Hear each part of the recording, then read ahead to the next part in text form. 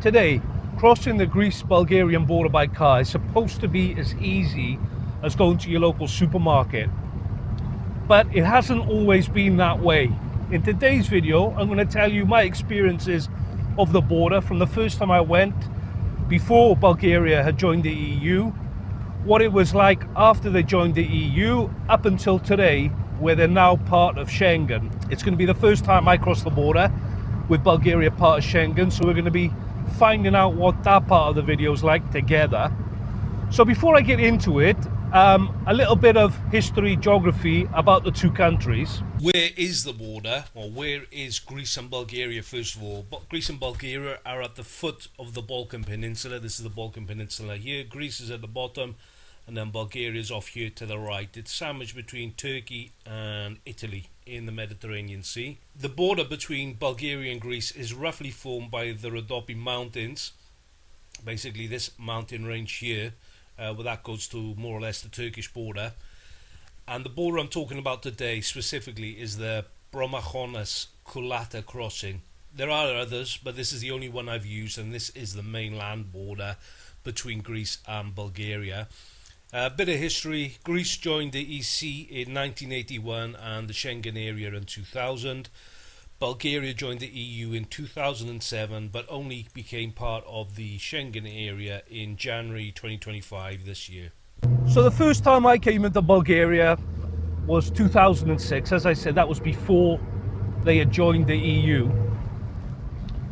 And I was going there, I was driving with the Primera that I'd taken from Britain. Now, I had no intention of taking that car into Bulgaria when I left Britain with it.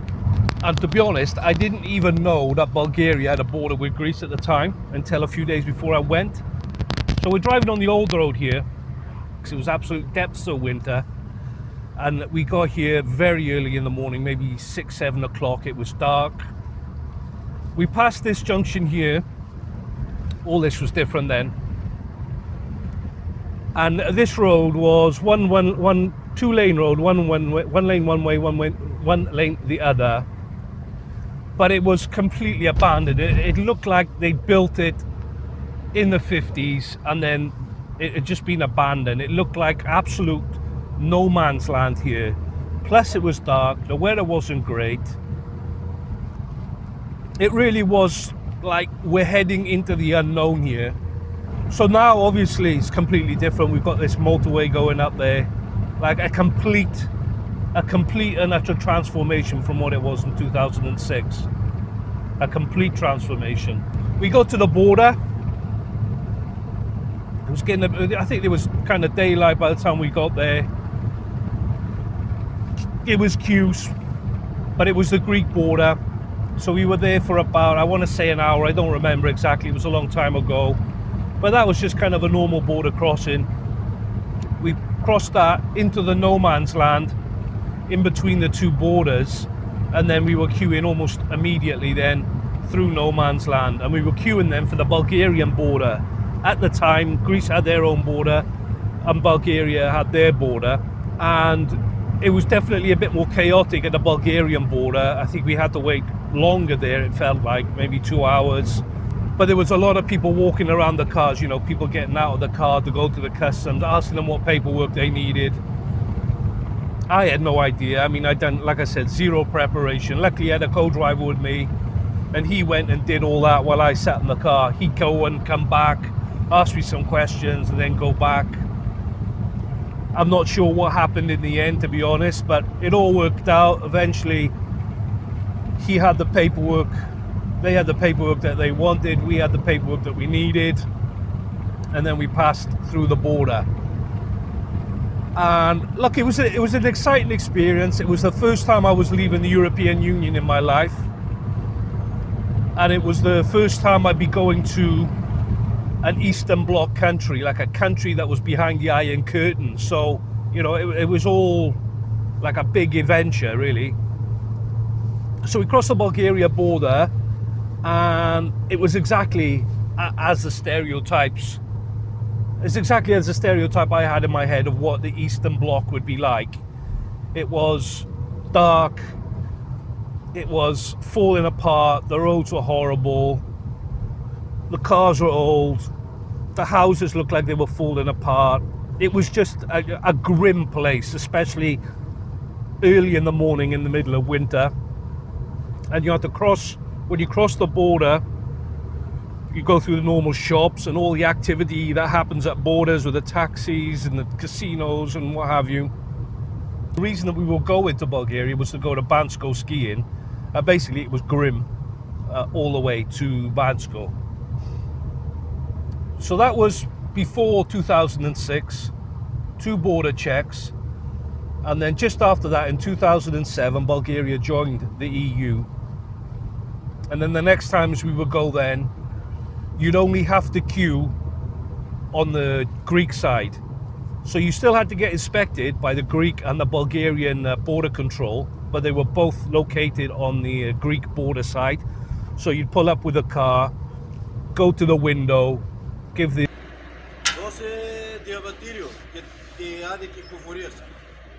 your passport and whatever else they wanted to the border guard, and then you didn't have to queue again. You just walk to the next window, and that's where your Bulgarian guy was. So it cut out 2 waits basically. You only had to wait the one time. Normally when I was going there, I would be getting there like at daybreak. I'd be getting there 6, 7 o'clock in the morning. The earlier that you went, the earlier I went anyway, the better it was. Maybe there'd be one or two cars in front of you at say 6, 7 in the morning. But the later you went, the more cars there were. So if there was 2 cars, maybe I'd wait 5 minutes. If you got there and there was 12, 20 cars, maybe you're there for 30 minutes, 45 minutes to do the checks. You'd cross over, you'd go through the no man's land at the border, and then you would go through the Bulgarian border structure, the old buildings. They were still there. They hadn't changed anything there, but you could just drive through that. They did have border police at those buildings when you went through,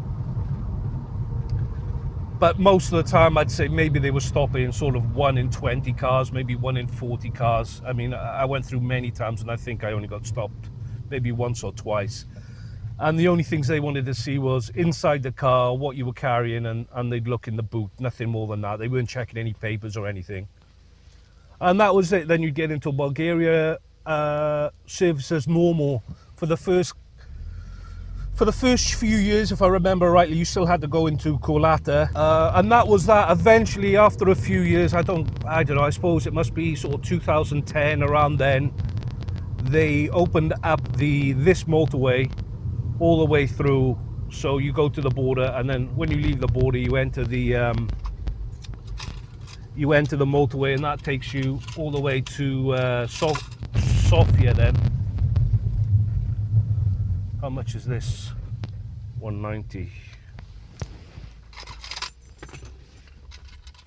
Do I have 190? No, I don't. Kalimera.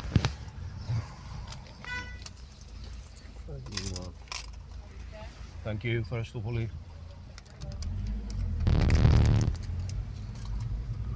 Yeah, so they opened up the motorway, so you didn't have to go through Kulata anymore.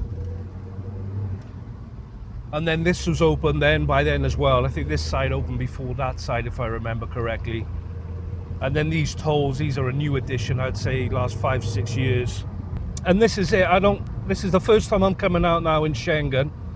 The old road used to go up behind this petrol station that you see here, I think, and then you come back down here.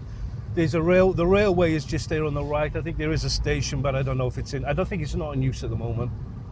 And this is the border. This was the same the whole time from 2006 until now. Maybe the signs are a bit newer. The signs look newer, definitely. So you come up here.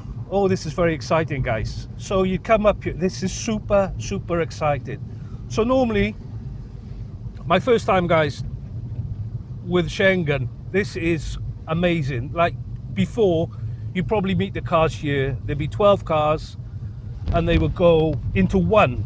There was only one lane open in the morning. You can have the first door. And you'd park up at these booths here. The Greek guy and the Bulgarian guy would be in there. this duty free, it kind of lost its meaning after Bulgaria joined the EU. But in that 2006, the first time we came, we were leaving the EU. That was a genuine duty free then for cigars, cigarettes, tobacco. So at the moment now we're in no man's land, and it depends on when you come in. But if it was summer, if it was summer on a Sunday night, I expect this was chocker. The first time we came, we were queuing from back there, and then like this hasn't changed at all, guys. This is Soviet era, and we'd be queuing from back there all the way down here. And if I remember rightly, you'd come into like 2 or 3 lanes. Like the Bulgarians, I think they would have more lanes open than the Greeks. So we'd be parked up here, and then people would start leaving the cars then to come to these booths to find out what is going on, what papers they need, etc., etc. It was a bit of chaos here because you're leaving the EU, you have to get your insurance sorted out and your vignettes and what have you. Here there was a building here in the middle. I think it's still here actually. Is it open? I don't think it's open anymore. Is it open? I'm gonna go here. I'll get my vignette. I don't know which is a vignette. You see those Czech videos where people get shafted at the border and pay excess amounts for the vignette? Well, that might be me. Now, I'm just going to leave you a minute, guys, and I'm going to go in here and see what the deal is.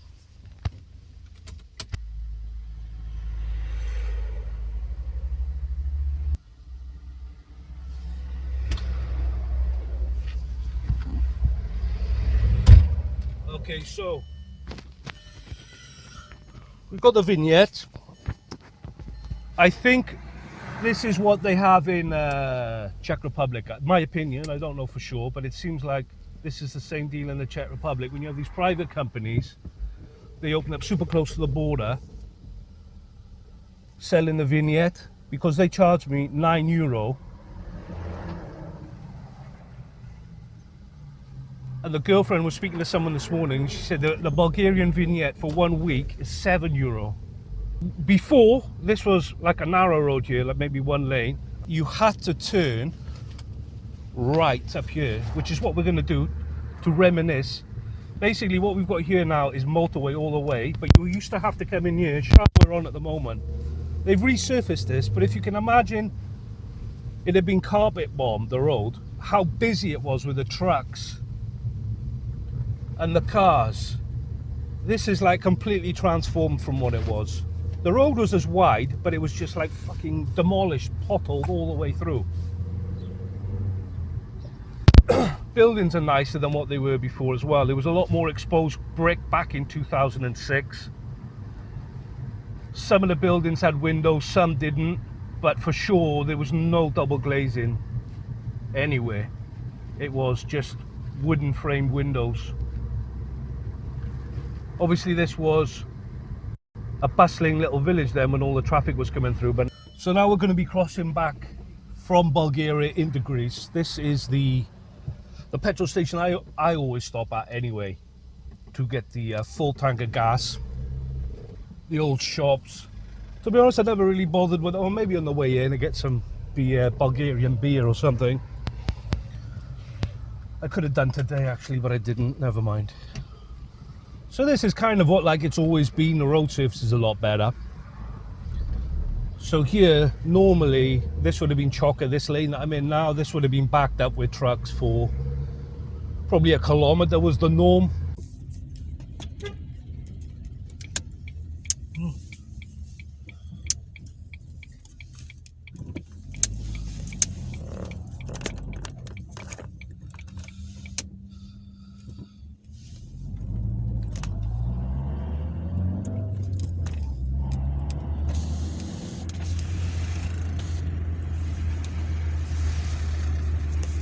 So this is just obviously going back through the board ski here.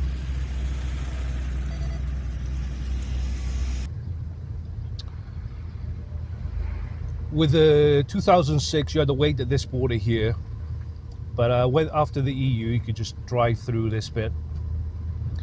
And today, well, nothing's changed. We can drive through it today also. There were some shops here on the right. Are they still there? Yes, they are. Usually I've got the tobacco products from those shops on the right, but I wasn't sure if they want to be open still, so I got them a bit sooner. Anyway, next time. So we're into no man's land here. Normally the trucks would be queuing up on the right here all the way through. It's 20.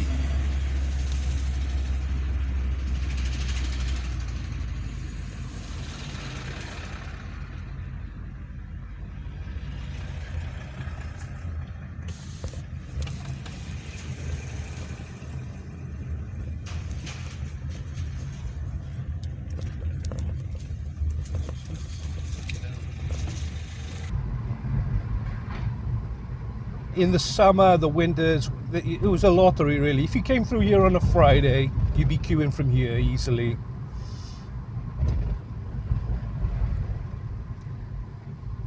All the way through here. I'm just going to go through this one here, so I think it's a bit flatter. And you'd be queuing all the way down here. Now the Greeks would only tend to open one lane here.